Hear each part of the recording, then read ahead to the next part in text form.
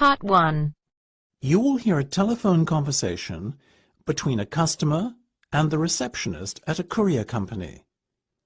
First, you have some time to look at questions 1 to 8.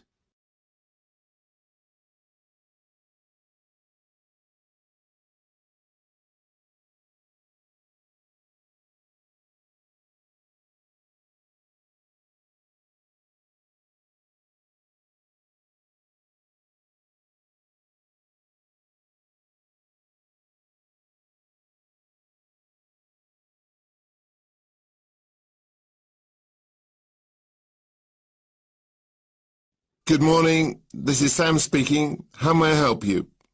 Hi, my name's Marco, and I'm calling to inquire about sending some goods to Canada. No problem. What's your full name, please, Marco? My middle name is Pronto. That's P-R-O-N-T-O. Sorry, Marco. Just your surname will be fine. That's all we need for the form. It's Cebriana Tori. That's C-E-B-R-I-A-N-A-T-O-R-I.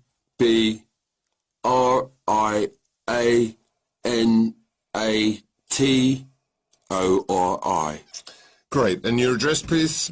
I live on Grimsby Place. Grimsby Place. Okay. But wait, you mean the address from where the goods will be collected? Right.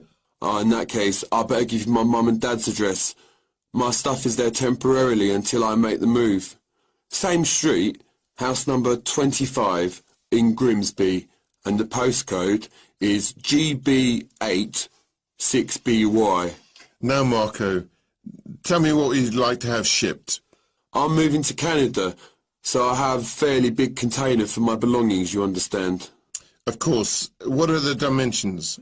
It's 2 meters high, 1.5 across, and 3 meters long. My, that's huge. Tell me about it.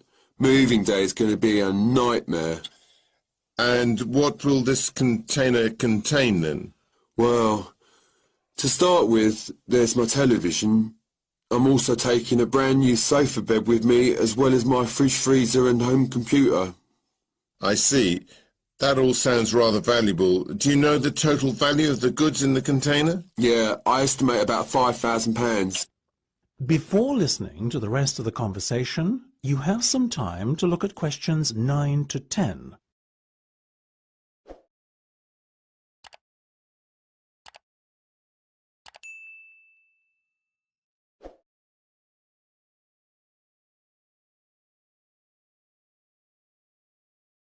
Excellent. Now, shipping to Canada is not by any means cheap these days, so this is going to cost you £500? That would nearly pay for a new TV and sofa. It's a lot of money, isn't it? But as I said, shipping is an expensive business. How do you intend to pay then, Marco? Credit card okay? Fine. I assume you are the card holder. Actually, it's my sister's account. Mine is a little tight for me at the moment with the expense of the move, so it's either a case of ask sis or ask the parents. Which would you choose? I see what you mean. Okay, I'll take the details in a moment and confirm the collection date. But first, let me just ask you a few questions about your move to Canada.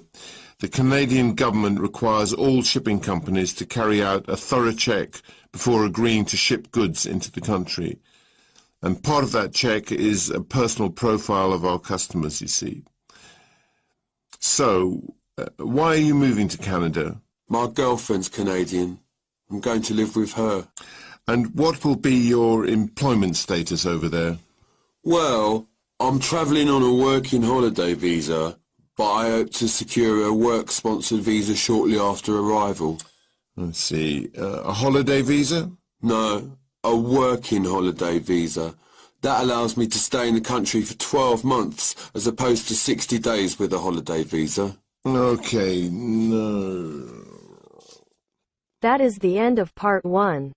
You now have half a minute to check your answers.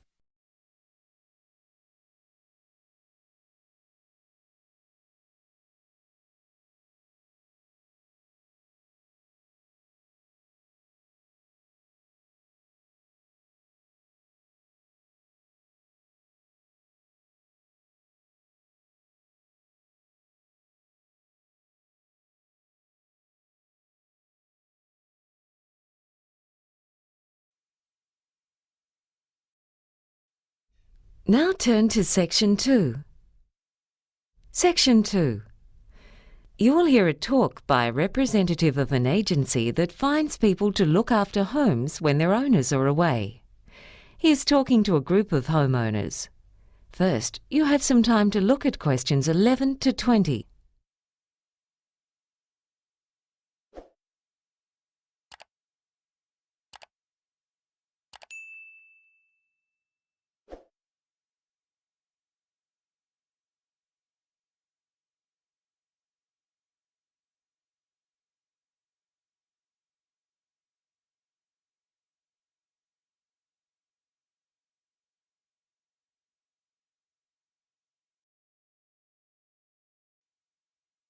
Now listen and answer questions 11 to 20. Good evening, ladies and gentlemen. I'm glad you've been able to make it to this introductory talk about our agency, which is called Contented Homes. My name's Gary, and I'm going to explain what our business involves. But first, I'd like to tell you something about the background of our agency. We commenced operations back in 1989. And essentially, our job is to find suitable people to live in and look after other people's homes while they're away. The homeowners, people like yourselves, might be away on holidays or temporarily working in another city or country, and they want to be sure that while they're away, their home will be secure, and that when they come back, everything will be in good condition. When we first started out, we conducted most of our business over the phone, but now the bulk of it is done over the Internet. Basically, this is how it works. Homeowners come to us when they need to find reliable, trustworthy people to take good care of their home for a limited period of time. The people who stay in your home and take care of it are called house sitters. The house sitters live at your place for periods of anything between 1 month and 2 years. There are all kinds of reasons why people house sit. Some are couples, others are single. Often they're saving up to buy their own home, or they may be renovating their own home and just need somewhere to stay temporarily, or they might have just moved to your city. Although house sitters don't pay you any rent when they're living in your home, they are required to pay any bills for the telephone, gas, electricity, and so on. So for the homeowner, this is not a way to make money. When someone registers with us to become a house sitter, they provide us with some of their personal details, such as their age and occupation. I need to stress here that our agency does not carry out a security check on the people who have registered with us to be house sitters. Many house sitters have references from people whose houses or apartments they've looked after in the past. It's up to you to check those references. Allowing someone to live in your home is not a decision to be taken lightly. So we also recommend that you meet with any prospective house sitters and interview them before deciding which person or people would be most suitable to look after your home in your absence. There are similarities between house sitters and tenants, but there are differences as well. House sitters don't have as many rights as people who have a lease on a property. As the homeowner, you can give a spare set of keys to your home to a neighbor, friend, or relative. That person's allowed to drop in on the house sitters without prior notice at any time, within reason, to check that the house is in order, and the house sitters aren't allowed to stop them from entering. There are many good reasons to use the services of a house sitter. Burglars soon notice when people are away, so theft is much less likely if someone is living in your home. But it's not simply a matter of security. House sitters keep your home clean and tidy. Some of them are even more house-proud than the actual owners. In addition, many people need a house sitter to look after pets and keep the garden in order. Now, I'd like to tell you about the fees we charge. First, you, the homeowners, don't have to pay us anything. When people who want to be house sitters come to us, they have to pay $375 to go into our directory. That's where we get the money to run our service. As I said, we don't check to see that the information supplied by them is correct. It would simply cost us far too much time and money to do that. When you've decided that you want to go ahead and have a house sitter look after your home, we definitely think it's a good idea for you to take out insurance for your home. You'll find that many insurance companies prefer the higher degree of security if someone's living in your home than if it's left empty. Anyway, I hope I've given you a clear idea of our service. And now, I'd be happy to take any questions. That is the end of Section 2. You now have half a minute to check your answers.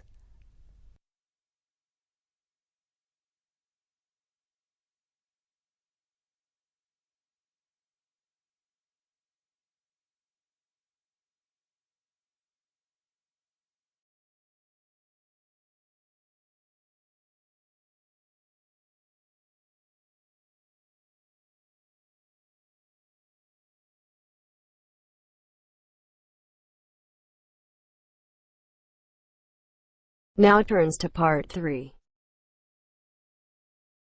Part 3. You will hear a discussion between two university students on a seminar they have just attended. First, you have some time to look at questions 21 to 25.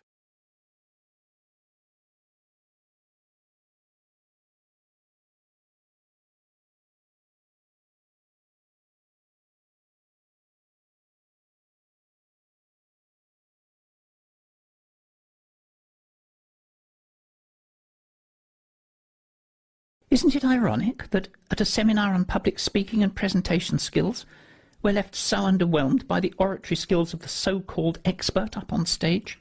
Maybe we should lower our expectations a bit, Mike. After all, everyone is susceptible to nerves, especially with an audience as critical as ours. Well, you anyway. She's a professional. She's supposed to do this for a living, Alma. I feel totally let down, and I'm asking myself exactly what I'm supposed to have gained as a result of spending this time here. Look, forget about her presentation skills, or lack thereof, for a minute. What about what she had to say? Did you listen to any of that? How could I, when she kept fidgeting and moving about so? I was so distracted by her antics, I couldn't focus on anything else, to be honest with you. I don't know if you can blame her totally for your not absorbing anything that's been said in the last half hour, Mike. You're a pretty awful listener at the best of times. Oh, come on. She should be able to hold my attention for 30 minutes. It's not like the talk lasted 2 hours or something. Mind you, it sure did seem like it. Stop it now. You're being overly critical, and that's just not fair. I took some notes and was actually impressed by some of what was said.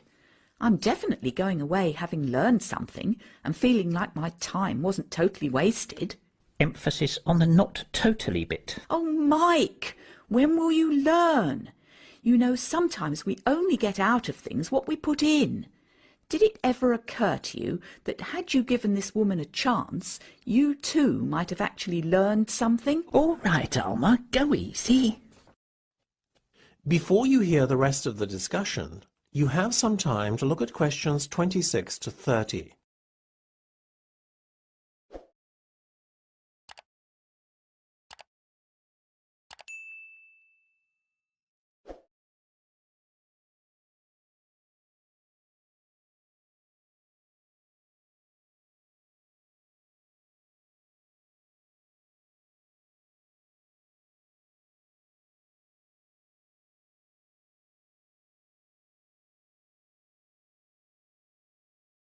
Well, look, we have to fill in this feedback form on her performance now, and I want you to be kind, okay? Yeah. First question, use of equipment. It says, do you think the presenter made adequate use of the equipment at her disposal? What's a 1? 1 is basically terrible. 1 it is, then. Stop it, Mike! She used the projector screen, had a nice PowerPoint prepared in advance, and had some sound files to liven things up too. Yeah, it was a real hoot. Look, if you're not going to do this properly, I'll fill it in on my own. OK, look, seriously, I guess I appreciated the prep work that went into the presentation. And she did make good use of the room's IT facilities, so it wasn't as bad as I first made out. But I'm not totally enamoured with her performance in that department either. Me neither, actually. That's a fair assessment at last, Mike. She made an effort, but I would have preferred it if she had used the interactive whiteboard, perhaps, as well as the projector. Her presentation might then have felt, well, more interactive, I guess. A decent effort, though. Agreed? Agreed. What about preparation? Well, I think we can both see that a lot of effort was put in that respect. Can't falter there, can you? Not at all. How about clarity of speech and effectiveness at getting the message across? Well, look, you thought she spoke very clearly and that a lot was learnt from the seminar. I, on the other hand, learned more from my 2-year-old nephew's utterances of nonsensical broken English. Mike! Let me finish. So perhaps the truth is somewhere in the middle. Agreed? I'll settle for that. Satisfactory then on both counts. Execution is the bit I want to get to, Alma. Oh, here we go. Was it really that bad? Oh, come on. You have to admit it was pretty boring. Half the theatre had emptied by the time she finished. I can't really argue with you there, Mike. Clearly she failed to engage her audience, which is a big black mark for her execution. For once, Mr. Critical gets his way. Mr. Critical has been very kind to her in his feedback so far, though, wouldn't you say? You're a real saint, Mike. Now, what about the... That is the end of part 3. You now have half a minute to check your answers.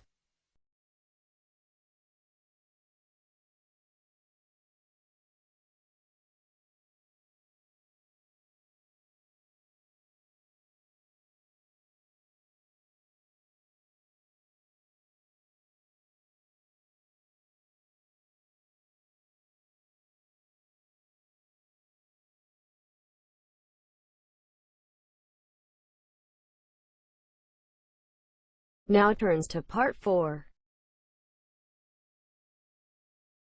Section 4. Emma Bell is an agricultural scientist. In the following lecture, she describes some of the advantages of the hemp plant. First, you have some time to look at questions 31 to 40.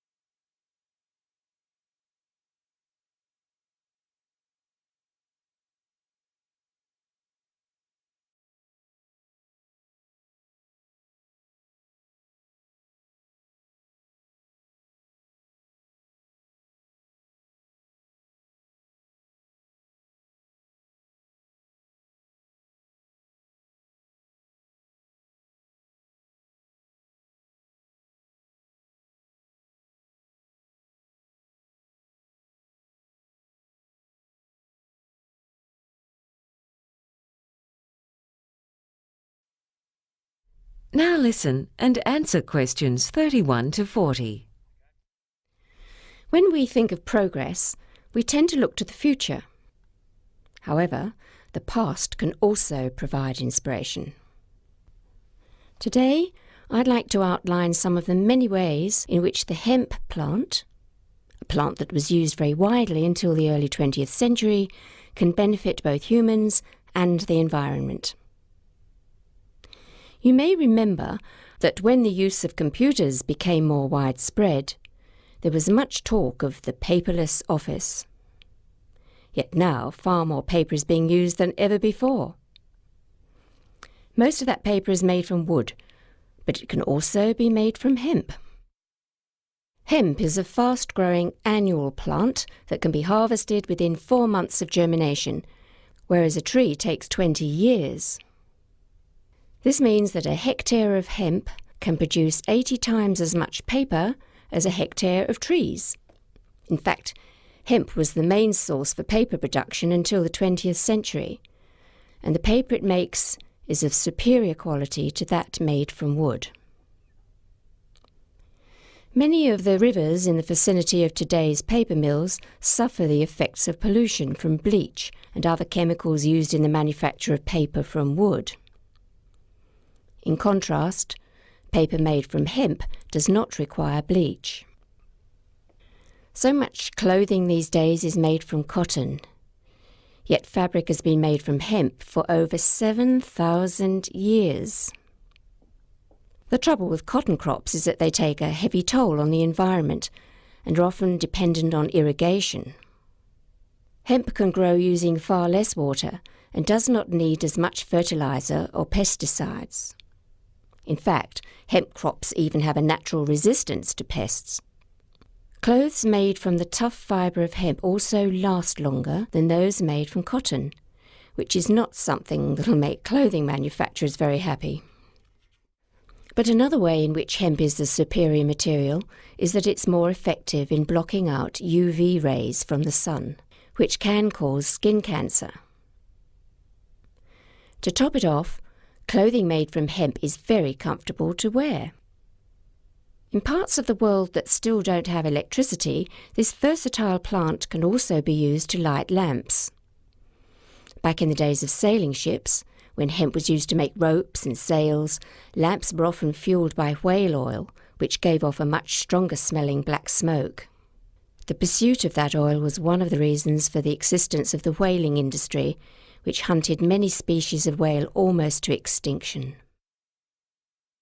Closer to our own time, Henry Ford used hemp in the production of his first cars.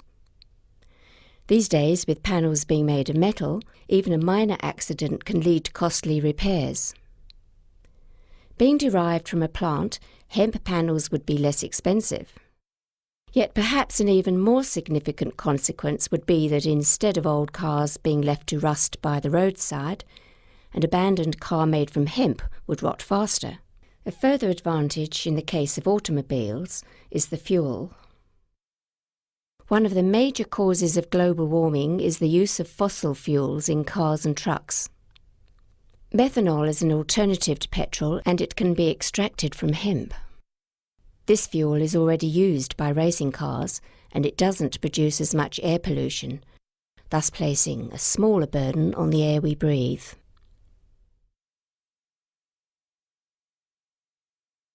Hemp is also a source for a variety of foods.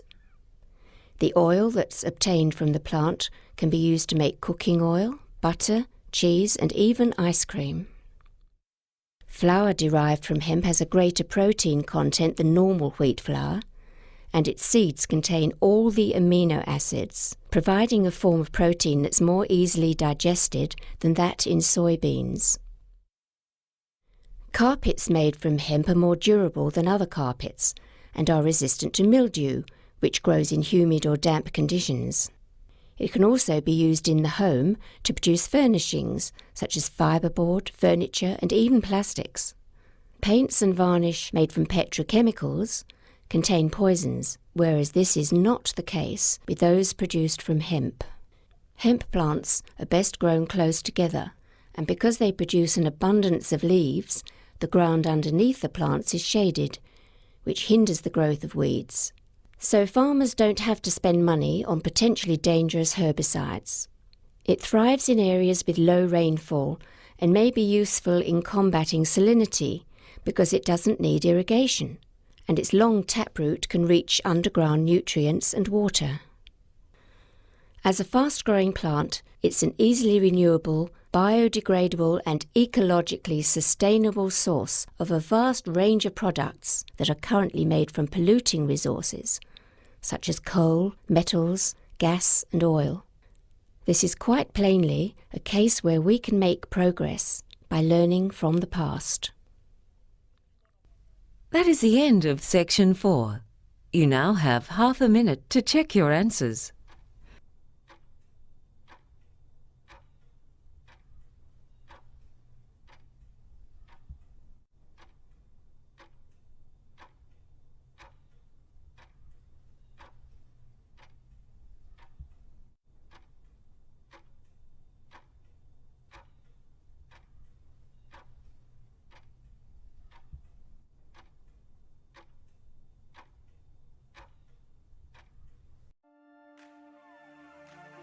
That is the end of the listening test. In the IELTS test, you would now have 10 minutes to transfer your answers to the answer sheet.